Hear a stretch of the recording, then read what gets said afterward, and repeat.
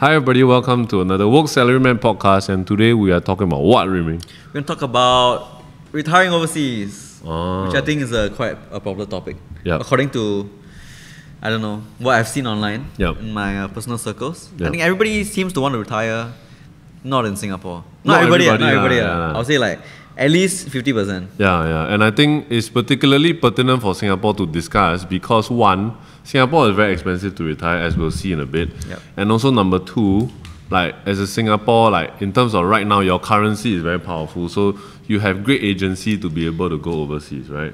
What you say you? Oh, because you're Malaysian.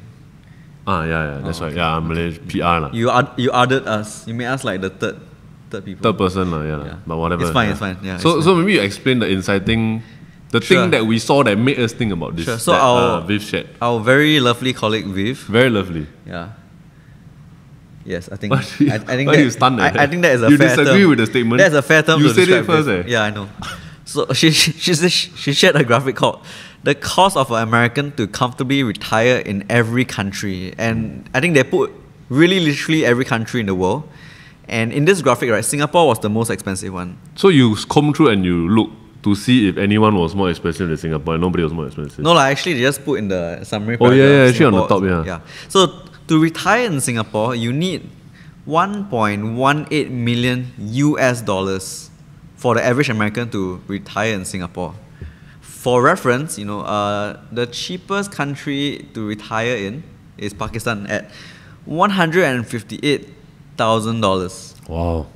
That's like all 10%. prices in USD, all prices in USD. Yeah, all person. That's like 10%. Like you divide by 10 basically the Singapore cost. Yeah. Yeah. It's an amazing graphic, so we'll show it on the screen and we'll share the cost of it. So we are not super sure like the calculation exactly how they do, but let's just take it for discussion and particularly maybe we won't look at the figures exactly, but we'll just compare the cost across countries, I think we really want to nitpick, right? I think there are very good reasons why Singapore is the most expensive country in the world. Why? Because it's the only country that is a city. See, for example, if this graphic, right, instead of showing United Kingdom, US, if they show like New York, Cities California, instead of countries, right? Geneva, London, confirm Singapore will not be the most expensive. Yeah, will not be the most expensive. Because Manhattan probably more expensive than Singapore. Yeah. San Francisco maybe, San Fran definitely lah, right? So what happened here is that because most countries have a urban side and a rural side, and it's cheaper to live in a rural side, right? Obviously, let's say you live in rural Japan, it's a lot different from living in Tokyo. So you average it out. Singapore is just the Tokyo. Right. Yeah, so I think that's why Singapore is the most expensive. So that's a very places in big the world. caveat that we must keep in mind lah. Yeah, but I think this doesn't change the fact for Singaporeans that retiring in Singapore is expensive, and hence it's a conversation that Because we don't have a rural place to go back to. I think the closest Yeah. maybe is Malaysia lor. yes, Yeah, where I hail from. yes, Yeah. So maybe we sort of discuss like where we are right now. So right now we're in our late 30s. I mean we're in our mid 30s, right? So not that late yet that we're gonna retire. But we have thought about it. So personally, like for me, being Malaysian, I'm a PR, and one of the reasons why I have not converted to Singaporeanness, and I'm quite mercenary in my thinking lah. So sorry if this offends you, but I just would like to always keep my options open. And it probably will offend someone. probably, it's okay. It's okay lah. I don't mean to. It's some BBFA somewhere. But anyway, Pui financial agent, right? No. Anyway, one of the reasons why I haven't converted to Singapore is because if I become a foreigner and I want to retire back in Malaysia, they may make it harder for me. So right now, I think I'm not sure what the updated figures are, but when I last saw it, it was like as a foreigner, that includes Singaporean who wants to retire in Malaysia, you need to buy a property of at least 1 million ringgit. If I'm a Malaysian, I don't have to. So it just makes it slightly easier, and my family's back there also. So of course it's cheaper lah. So that's why Malaysia is something on the very top of my mind when I think about retiring overseas. That's probably what I'm going to do if I was to retire in my older age. How about you? I mean, I got a question about your Malaysian thing. Okay. So you're talking about the Malaysian second home visa. Because I've looked. M2H, yeah. M2H. Actually, if you buy a $1 million Malaysian home in RM that's only like, not only it's 300 300 K. plus K, yeah. I would think that if you can sort of have like a semblance of retiring in Singapore, Yeah. you will not have any trouble retiring. Probably, in Malaysia, because my current home, my current HDB that I bought with my wife is already like 400k plus already. So that's already over Yeah. a 1 million ringgit mark. Yeah. But I just am not very sure about policies in the future. Sure. I mean, Malaysia politics and policies can sometimes be very unpredictable. So I would still like to have that. But I have come very close to converting before. I really is very. It's time to get very close. Like last time, it was like when we tried to go Australia, then my visa cannot get approved because I'm Malaysian. Then his visa, one day, like within the day, approved already. I was so annoyed, you know. So yeah, that's the way that I'm considering. How about you? Like any considerations? Well, I think for me, I've considered like a whole bunch of other countries. I mean, Malaysia is definitely up for consideration. I thought of Penang in Malaysia. Yes. Very close. I mean, like you can Yeah. do a flight for less than $100 probably, right? Yeah, it's close. I think like I like it better than JB because I heard JB has a lot of crime. Not heard lah. I mean, True, it's true. there is a lot of crime It's in true. JB. I'm from JB. I get to say this. So I think KL and Penang are more livable. With my preference on Penang because I think the traffic there is slightly better than KL. Yeah, KL traffic is horrific. Yeah. Other than Malaysia, I also consider Australia because I used to study in Australia. Oh, yeah, that's in Melbourne. Yeah. But the thing about Expensive, Australia is like 544k compared to Malaysia. But it's still cheaper than Singapore. Still cheaper than Singapore. Yeah. I think for me the consideration there would be like slightly rural, is it? no, I was thinking more of like standard of living first. If I wanted to, in terms of amenity, public transport, healthcare, you call police, like they come down, that kind. So Australia would definitely, I feel be more helpful than Malaysia. Okay, maybe I just say it bluntly. Like Australia has. I don't think it will be that. I mean, it's clear, dude. Australia has better public services. Yeah, it is, and hence, that's true. Hence for now, right? Maybe next time they improve, then they win, you know. Of course. Give them room, okay? Of course. Give us room, Okay, I'm so sorry. No, I'm not offended. All right. I agree with you. Sure. Yeah, but I mean, Australia is definitely something I've considered. Probably near Melbourne because this is where I know. But I know many Singaporeans are also settled down in Australia already. They have a strong culture. Community there, right? Yeah, there's a strong culture of accepting immigrants. Although I will say like the thing that is stopping me from fully considering 100% Australia is that unfortunately we are still, some people are still judged by their skin color. I have experienced cases of racism in Australia. People have thrown eggs at me. Really? Yeah. While you were studying there? When I was studying there. But just because you're Chinese? I think so. Wow. I mean, because I'm not a white Australian, obviously. Yeah. So that has kind of, I mean, I'm sure many people get by fine being Asian in Australia. But for me, it's just that like few times, and every time it happens to you, it's a very like... So they say you stupid Chinese man and they threw eggs at you. I think they call like chink or something. Oh, chink. In general, it'll be okay. But the few times you kena racism, right? It will be like a very brutal reminder that you're not welcome here. You don't truly belong. Yeah, not for everyone. Of course, I think in terms of immigration, Australia has done a great job in integrating people. Definitely. It's just that those few times it happens, it just doesn't feel good. Yeah. And I'm sure this happens all over the world also. Yeah. I consider New Zealand, same reasons. But New Zealand is quite far away from the rest of the world. Isn't it the same? I mean, like it's very close to Australia. So but a bit more rural in terms of facilities, is it? Yeah, I think when it comes to airports and stuff like that, is it? Economic opportunities, New Zealand will be less. Convenience, New Zealand will be less. Let's say like my mom falls sick.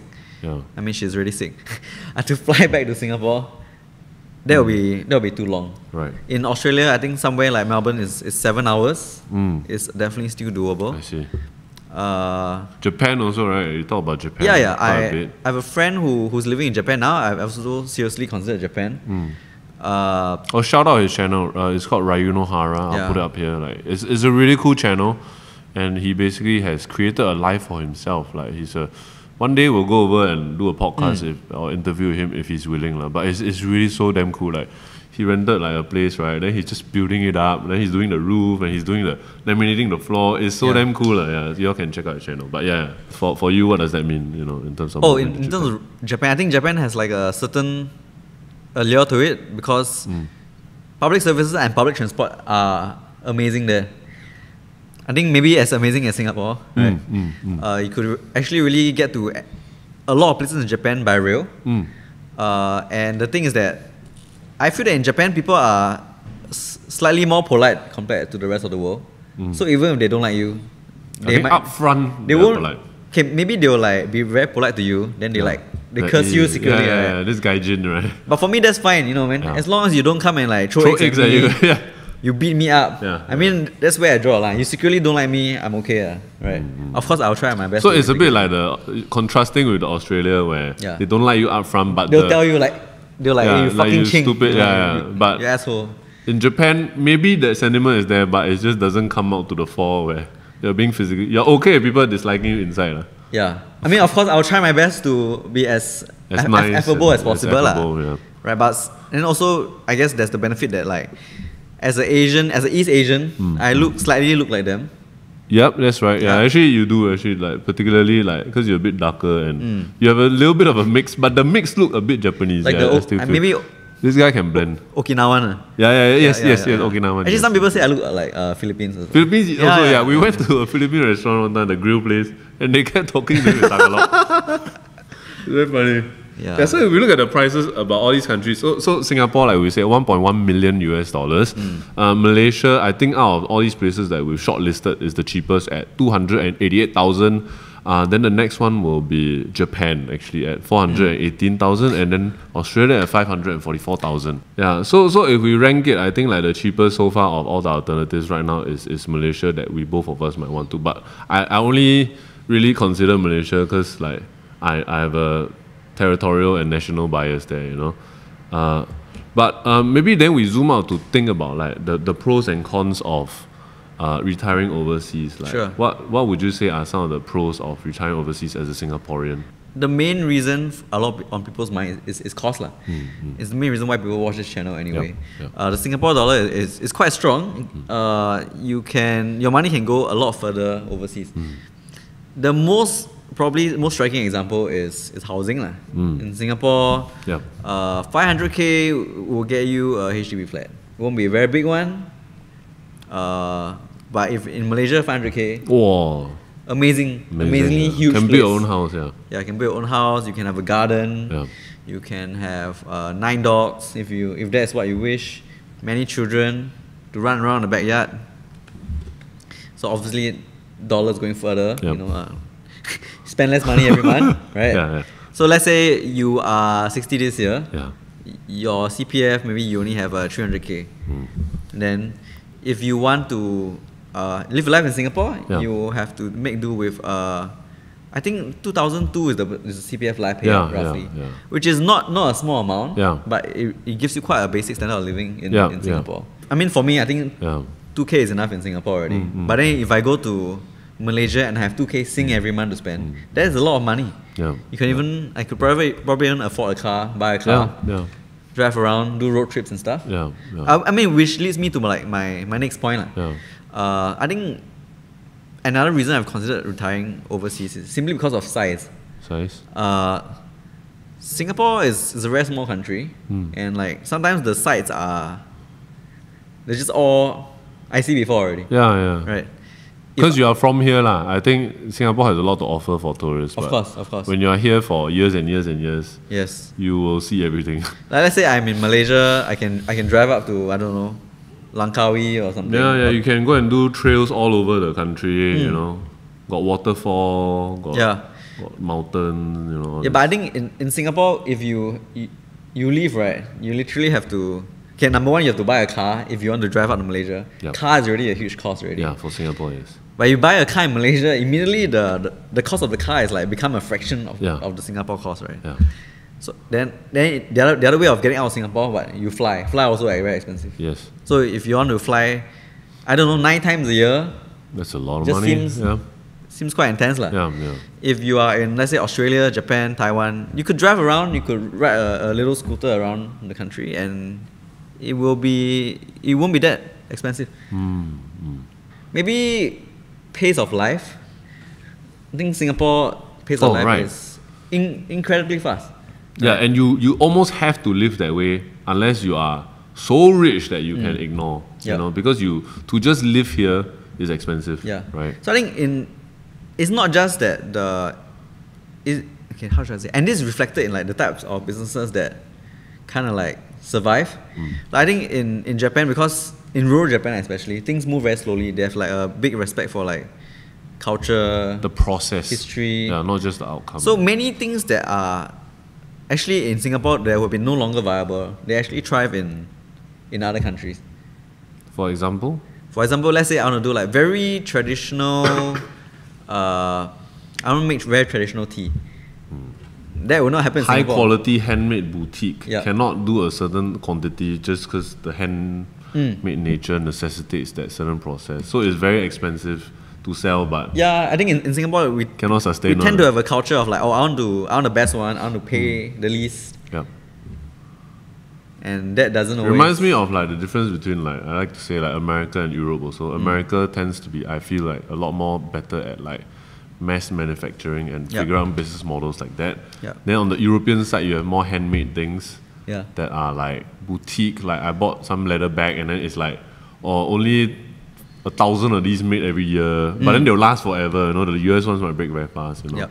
so that seems to be the difference. But in Singapore, I mean, some business models just cannot survive. Yeah. Because you got to pay for rent, and rent is something you cannot run away from. So let's say so many people's retirement job, right? So let's say I want to own a small cafe, and I want to. Well, expensive in Singapore. Yeah, then in Singapore you have a small cafe. Your retirement become a non-retirement. Yeah. You have to check like, oh, every month I need to make how much, then can at least cover. So to even attract this number of customers, I need to cater to a certain business that might not allow me to do my boutique handmade thing. You know. So okay, because in retirement I will not be just nua all day, right? Just lie around and do something. I'll do something, right? Yep. And in Singapore, if I want to do this unproductive thing, it will have the burden of being expensive. Yep.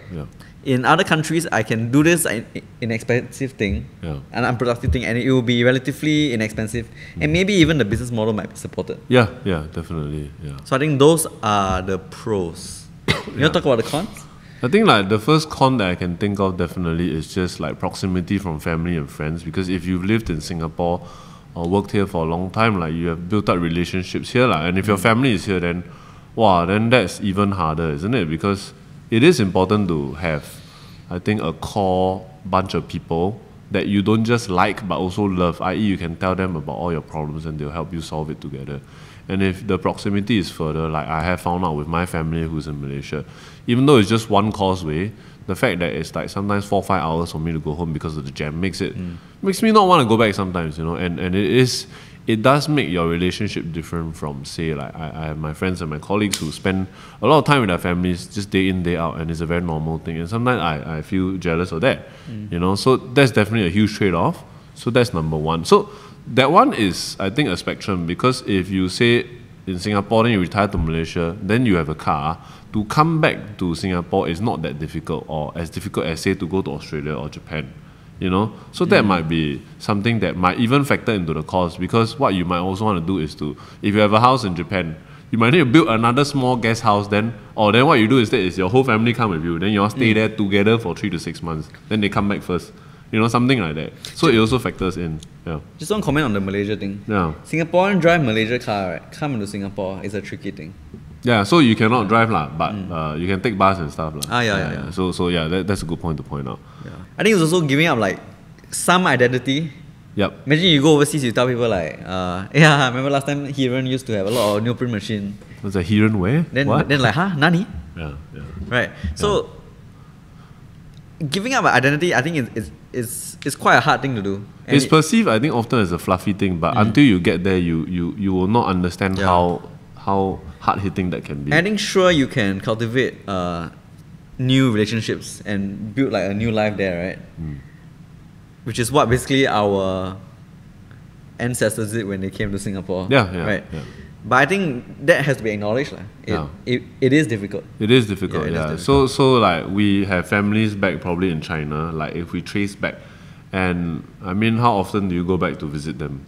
And that line for a lot of people is severed or at least extremely frayed, to the point where I've never been back to my ancestral home and then see. My mom has, and it was an interesting experience, but also like the connection is not as strong. So you do sever yourself from a certain type of legacy. Yeah, so definitely geographic identity does factor into it. I really think so. It seems fluffy, but when you have to live it, you will realize like how big of a deal that can be, I think... I was thinking language actually. Language? Yeah, like you have to relearn like a whole language. Especially for countries like... Language and culture, maybe you can put that together. Like if you say move to Japan, I've heard that Japan is notoriously difficult to integrate like culturally.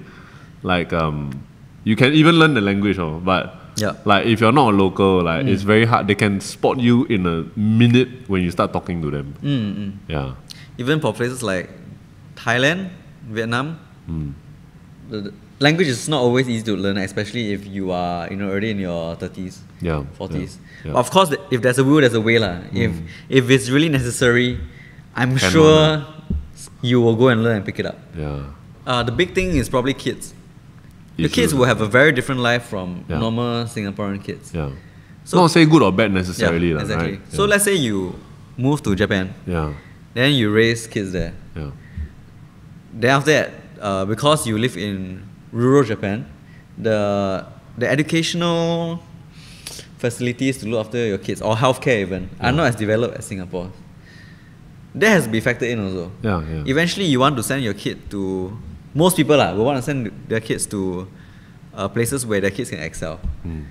Singapore has one of the, objectively, best educational systems in the world. Not to say every school will be...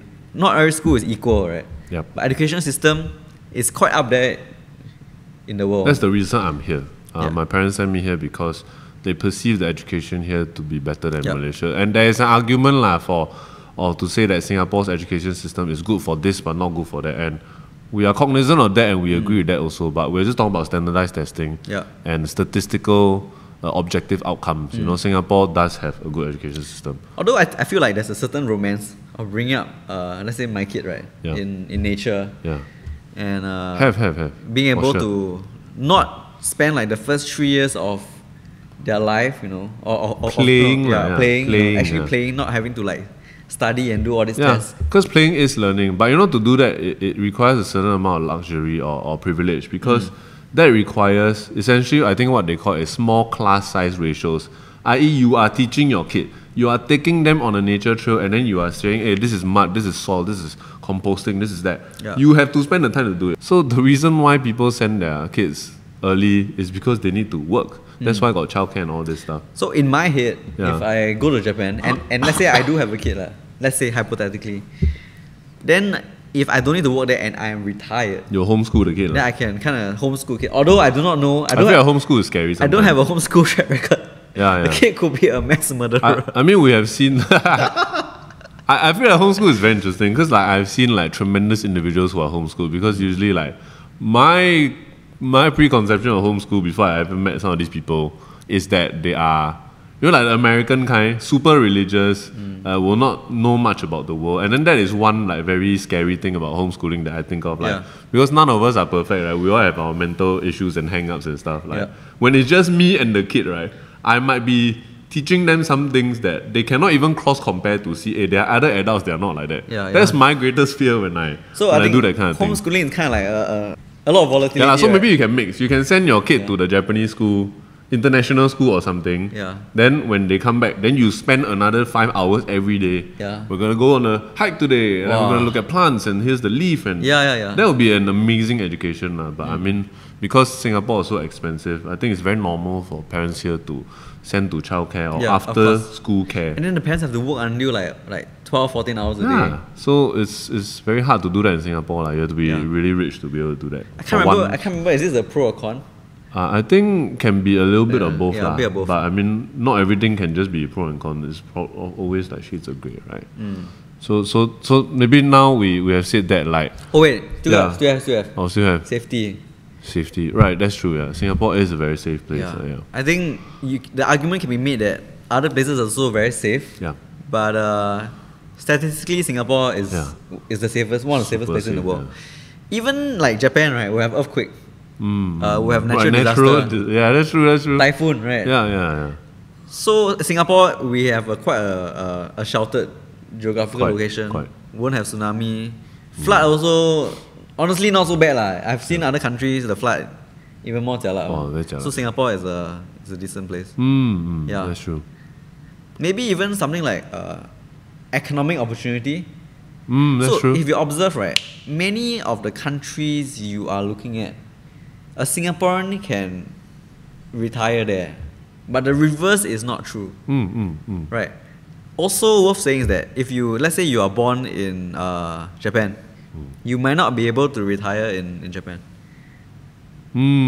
Or let's say you live in Malaysia, you might not be able to work retire in Malaysia also. Which is what's happening to actually people all around the world. It's happening in Malaysia now. Yeah. That I think, and I can understand why some people, some locals are resentful because rich foreigners, Singaporeans, Chinese people, for example, from China, Yeah. they come in and then they buy up prime property and they drive the prices up because they can afford to do so. Yeah.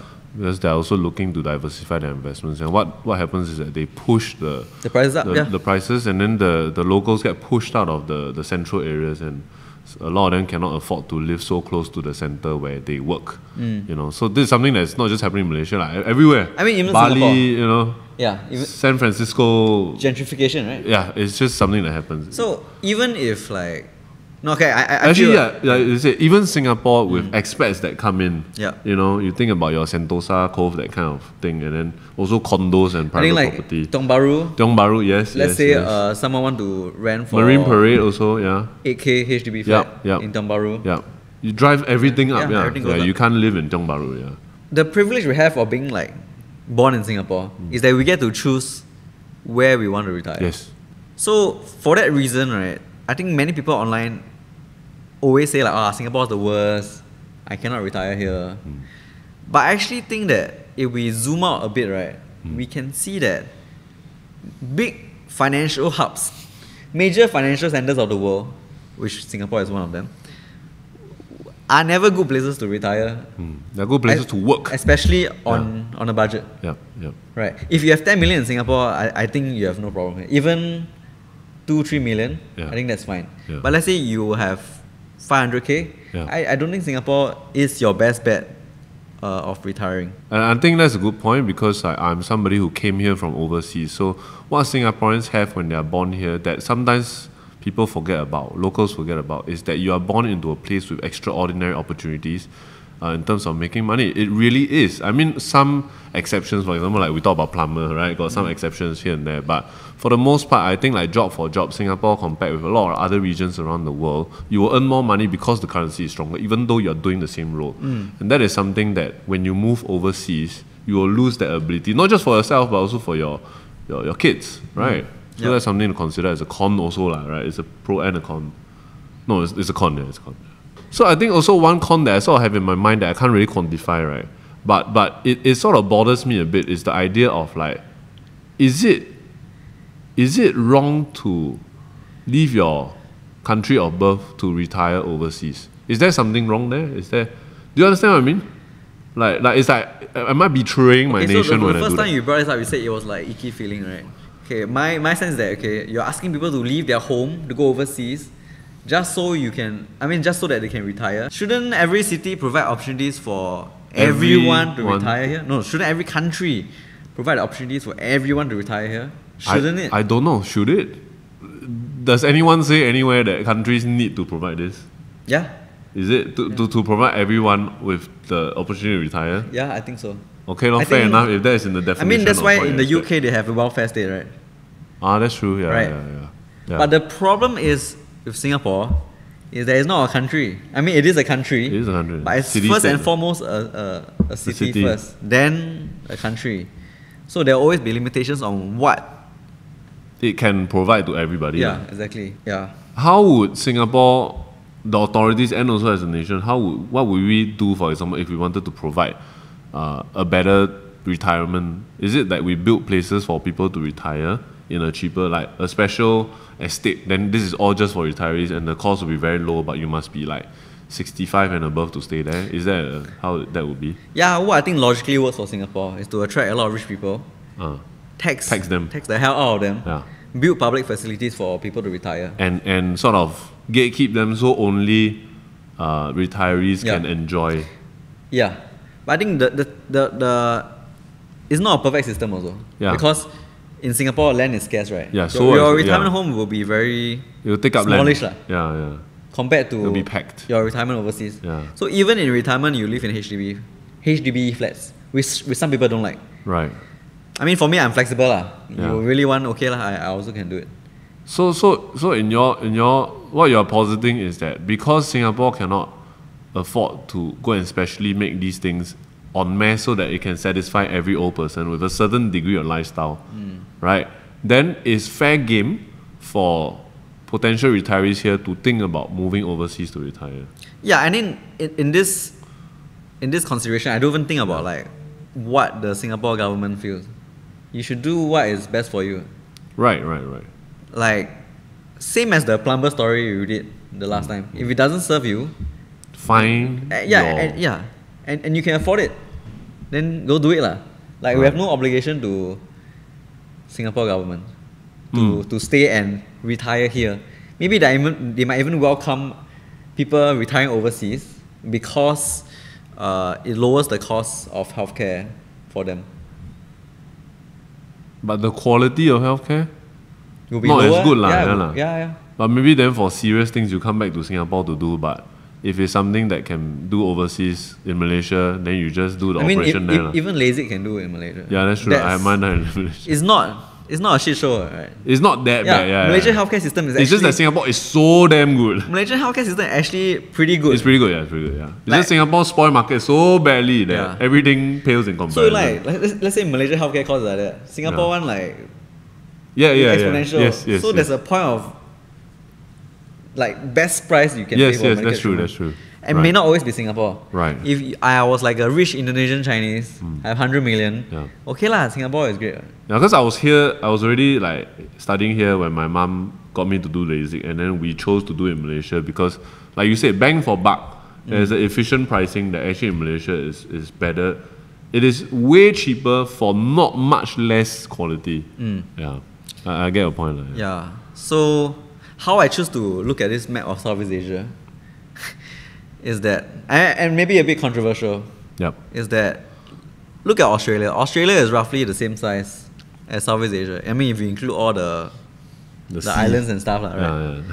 Because actually Australia a lot of wasteland No, also Australia, but is it? in the middle. The plains, The is it? plains is just wasteland. Right. Most Australians live within 50 kilometers of the coast. Fun fact. Oh. Okay, so where was I? Oh yes, Yeah. Roughly the same size. Yes. Singapore is just one city in Southeast Asia. Imagine Southeast Asia as a country. Right. So your other regional countries are your rural areas. Is that what you mean? I mean, don't say any of that lah. Not rural areas lah. The other countries are alternative cities that you can move to. Right. In the same way, Australian might consider moving from Melbourne to Adelaide. Singaporeans can consider moving from Singapore to maybe even Indonesia.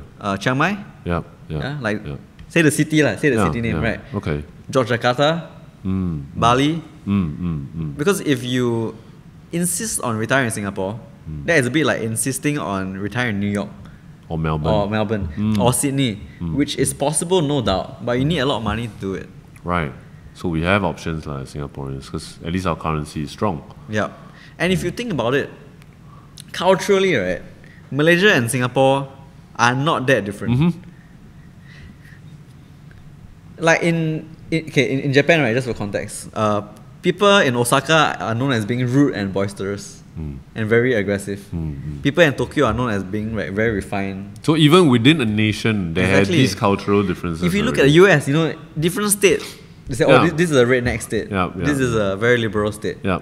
In that same way, like Singapore has some differences with the people around the region, Yeah. but overall, I believe like to some degree, there's some similarity. lah. Definitely. Asian values, things like that. Yeah. You know, there are a lot of commonalities also. Actually, you hear the Singapore Malaysian accent. It's very similar. Every time I go Penang, people ask me whether I'm from KL. Yeah. So see. that's how I choose to see it. Right. I know it's not like an official way or a sanctioned way. Yeah. But Sanction. people are always telling us to think global, right? Yeah, For jobs. This is like thinking regional Yeah, at the very least. you can think regional when it comes to retirement. Like I think that's fair game. Fair. Yeah, but going back to the thing about like whether government, like we talk about sanction, whether government will come and say these things. Do you think as a governing body, right? Don't say Singapore, like anyone. Yeah, sure. Would it actually be strategically or tactically beneficial to have your older people who, statistically speaking, big caveat here, I'm just going to talk statistic. I don't think this is right or wrong. It's not ageism. It's not ageism. You will probably be less productive than your younger counterparts. Because as a governing body, I'm in charge of a bunch of people and I go, well, if you're older, you're probably not going to be as productive.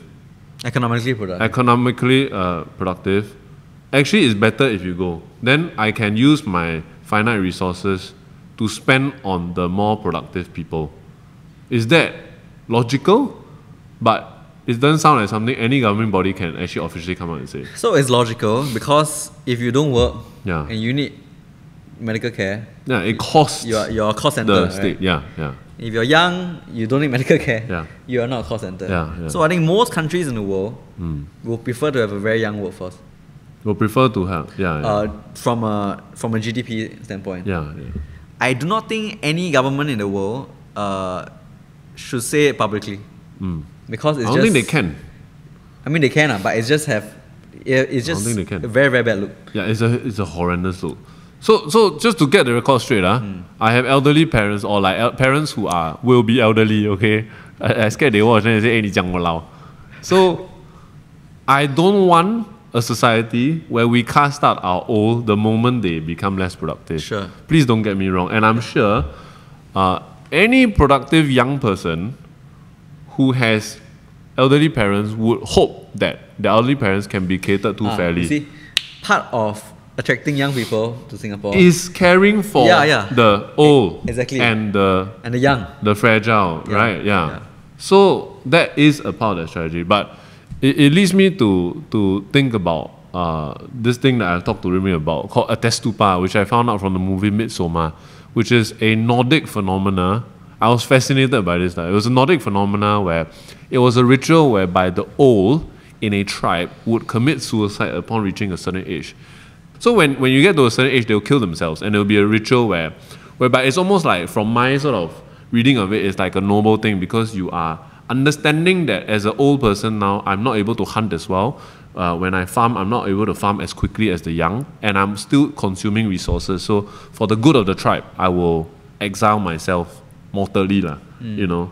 So I'm not saying we should do that all, but I think it's also great that nowadays society, modern-wise, like, we progress to a point where we are much, much better able to care for, and as a result also derive productivity from our older people, because healthcare is so good now that our working years have extended past the traditional the point that we've used to, you know. So people can work longer years also, which actually is looked at as a bad thing, right? I don't think Attestupa will work well in Southeast Asia. I'm not saying Attestupa will work well anyway. I'm relating it to the point of like I think it exiling our old. Yeah, I think it will be like heavily rejected in Asia lah. I think because there's a certain reverence or respect for our elders, right? That we're taught to do here. Yeah. So I think that would be a very, very unpopular thing to do. Yeah, I think like, of course, so I've disclaimed properly, so I'm not gonna disclaim again. But it's a bit like when we say like in cycling circles, they like to say, a city is wealthy when the rich take public transport, and I think it's the same for countries and cities as well. Like, you know that this is a wealthy or prosperous place if they're able to care for those who are not productive anymore. Yep. So definitely, I say on the record that this is important. Okay, I'm just saying it for discussion's sake. Attestupa. Bad. No, Attestupa. Attestupa. Dame. Yes, dame. Look after O. Look after the okay. O. Yeah, okay. Yeah. But probably any government or governing body would not mind the fact that the old will leave, is it? Do you think? Do you think they will try to actively stop or discourage the old from leaving? Because there are probably also advantages to having your elderly people retire locally. maybe access to wisdom and experience, having the cultural access here where they're able to be like the storytellers and also the keepers of history, that kind of thing. Yeah, I think we need to really separate Productivity. elderly working versus elderly retiring. Yeah. Elderly working, I think is in general a good thing for the elderly. Yeah. Elderly leaving, retiring overseas, I don't think the government cares about that. I think the government encourages old people to keep on working, so that they can support themselves. They can support themselves. So that there's not a sandwich generation. They won't kind of become thing, a call center. Yeah. I think if I just use my pure numbers mind and think about it, Yeah. it makes sense from that point of view. Right. So in a way, for a country or society to grow great, like maybe one way is to find ways in which you can empower the old to still work and produce and be valuable to society, right? Exactly. Not just in terms of like as a legacy or cultural thing, but literally as an economic thing. Yeah. But you see, that will involve old people working until 70, 80. Yeah, which sounds taboo to say. It's not always a good look for governments to say. Yeah. Can understand lah, but it's not like, because there is a certain tragedy to seeing an old person bent over, physically like struggling to do the thing. But nowadays also like old people can be very fit lah. I've seen old people who are very, very, very, very fitter than me. I think there's a spectrum, right? Let's say 60-year-old sit on board of company. They're also working, right? Yes, you are giving your insights and your experience, contributing for sure. The attention tends to focus on the not so well off. Yeah. Because there's a tragedy there, and it seems like maybe like I can understand why people say, oh, this as a country we have failed if we need this kind of thing to clean our trays and our tables, I don't think we have failed, but okay. No, I can understand why people say that. Yeah, I can understand where that comes from, because the visceral side of something like that is very vivid, right? It's like we have failed them like that. We're not able to look after them, that they still need to do this, So is it better a young person does it? Maybe, but it will not be a local young person, I think, because a local young person first will not want to do this, and this kind of job is hard to find a business model upon which a young person living here, supporting a family here, can be paid enough to do something like that. So it is a very hard thing to solve, It is. And it's a very thorny... And we don't know what the thing is. Obviously not. I mean, I also not a problem to solve. Yeah, but it's just something to consider and roll over. Then people that are better and brighter than us can solve something like of this. Course. Yeah, we don't know. Then maybe to end this off, do you think Singaporeans should aim to retire overseas as a general basis? I don't think aim is the right word. Singaporeans should consider the option. It should be part of the strategy. Yeah. Right. And then you just work until when you want to retire. Then you can from there look at your budget and see what suits you. See your budget, see what kind of retirement you want to have. If you really want like a car, retire in Singapore, then you don't have like $1 million. Maybe Singapore will be very challenging. Then go Malaysia. It's fine. And there's nothing wrong. There's nothing wrong with retiring in because I think there's also this shame. There's shame that people have, like, in the end he went to Malaysia and it depends on the location. Yeah, it depends. Right. You say, he going to retire in New York. It's like, right, exactly. Then he go retire in Batu Pahat. It was like, people what the fuck, Batu Pahat, right? So nothing against Batu Pahat. I like Batu Pahat. Yeah, I also like Batu Pahat. It means white stone in Malay. So there's actually absolutely no shame.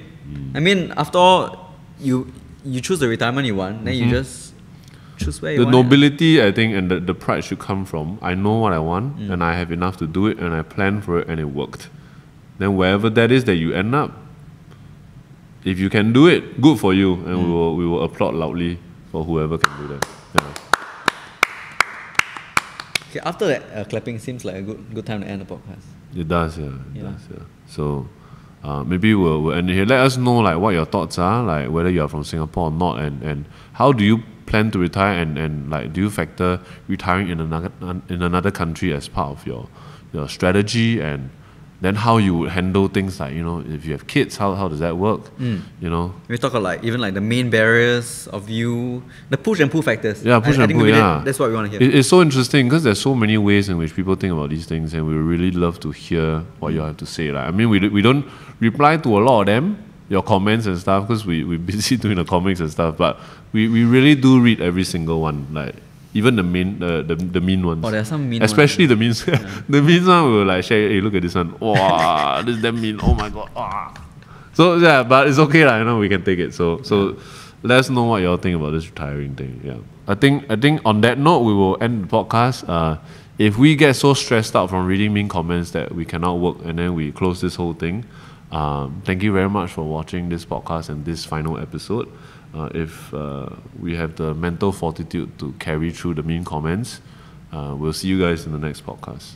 Thank you very much for watching this, and yeah, Goodbye. bye-bye. We'll now retire from this episode of the podcast.